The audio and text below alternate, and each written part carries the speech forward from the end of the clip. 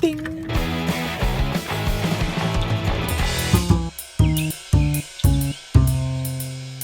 I've replaced a lot of these 4x4 fence posts before. Mine have almost all rotted since I bought the house. And there's several ways to get these out of the ground, the old ones. A lot of people will say to drill a screw or screw eye down in the top and then pull it. But in my experience, they've always been too rotted to where you can't get any thread in there at all. And so that concrete block is down there in the ground. And in the past, I've painstakingly dug up the whole thing. And then I found on YouTube, some people have used jacks and stuff to jack it out. A lot of people use a high jack, and I don't have a high jack, and I don't really want to spend the money to buy one just to pull these posts out. I do have a floor jack though, and so today I'm going to show you how I jack out the concrete block with a floor jack. After we pulled the post out, which was, can't even hardly see where it was right here, the block. You just want to dig until you got a nice good area all the way around. Now sometimes you've got a good lip under there, and that's going to help us in a minute.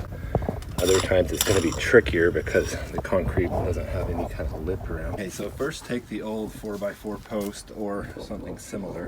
It's going to have to be pretty strong. We're going to wrap the train there and then wrap it around the post here, and then we're going to push from here. So if you're whatever leverage that you're using, if it's not strong enough, it will break right here where it's pulling up on the concrete. This can be a little tricky, but see if we can get it good and tight. It's good to use a nice heavy tow chain. You want to try to get it as tight as you can around the block. Slide one of the chain links up into the hook to lock it, wrap it tightly. So wrap your excess chain around the post like this, and then so you came up this side, you're going to want to drop it down on the other side so that you have a pole that's going to be centered. You want it to be centered over the block, and then there's going to be some excess over here. You'd like that to be as little as possible because we're going to have to take up that excess as we put the jack up, but you also want enough to lock your hook into the other side of the chain. If you have an extender, that helps take up some of the slack in your chain.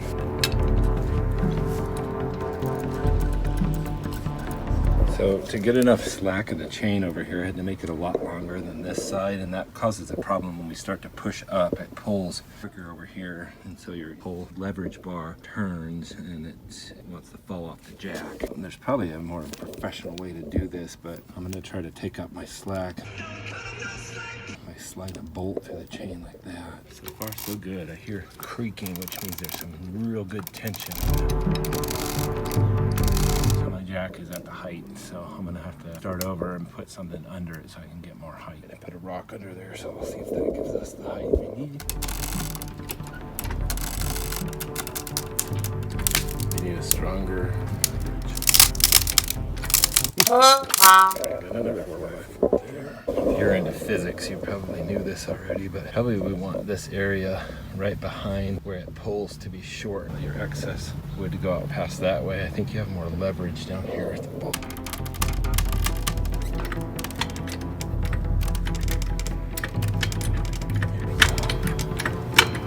There we go. That's what we needed. Well, it's broken loose. My jack needs more oil. That's why it's not getting high enough. I have more height, I can jack it further out, but I think from here I can just pull it out. There, now you have a nice circular hole. Just dig it out with your post hole diggers and widen it enough to get a sonic tube in.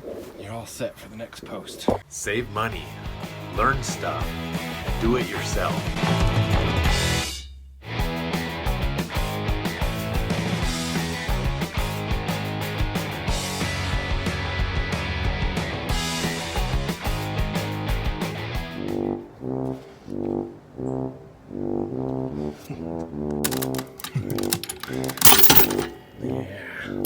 Yeah.